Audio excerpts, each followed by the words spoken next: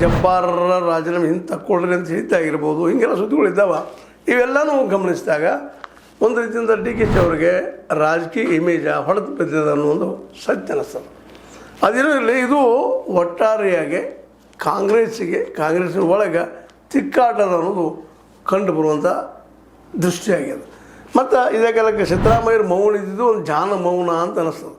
ಯಾಕಂದ್ರೆ ಸಿದ್ದರಾಮಯ್ಯರ ನಂತರ 2022 ನಿಶ್ಚಿತವಾಗಿಯೂ ಸಿದ್ದರಾಮಯ್ಯರಿಗೆ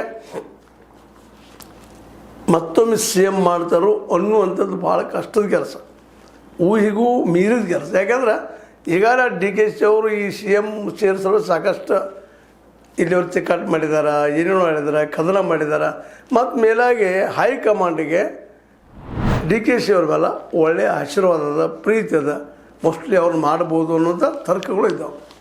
ಇದಕ್ಕೆ ಒಂದು ಏನಪ್ಪ ಅಂದ್ರೆ ಕೌಂಟ್ರಾಗಿ ಇವಾಗ ಸಿದ್ದರಾಮಯ್ಯನವರು ಸತೀಶ್ ಅವ್ರನ್ನ ಬೆಳೆಸುವಂಥ ಪ್ರಯತ್ನ ಮಾಡ್ತಾ ಇದ್ದಾರಾ ಅನ್ನುವಂಥದ್ದು ಇವು ನಡೆದಾಗ ಇಲ್ಲೇ ಉಳಿದವರೆಲ್ಲ ಏನಪ್ಪ ಅಂತಂದ್ರೆ ಸಹಜವಾಗಿ ನಿಂತು ನೋಡು ಪ್ರೇಕ್ಷಕರಾಗುವಂಥ ಪ್ರಸಂಗ ಆಗಿದೆ. ದಕ್ಷಿಣ ದಾವಣಗೆರೆಯ ಈ ಒಂದು ಏನು ಭಿನ್ನ ಮತ ಅಥವಾ ಭಿನ್ನಾಭಿಪ್ರಾಯದ ಒಂದು ಗೂಢ ಇವತ್ತು ಯಾರಿಗೆ ಎಷ್ಟು ಲಾಭ ಮಾಡ್ತದೋ ಏನು ಮಾಡ್ತದೋ ಗೊತ್ತಿಲ್ಲ.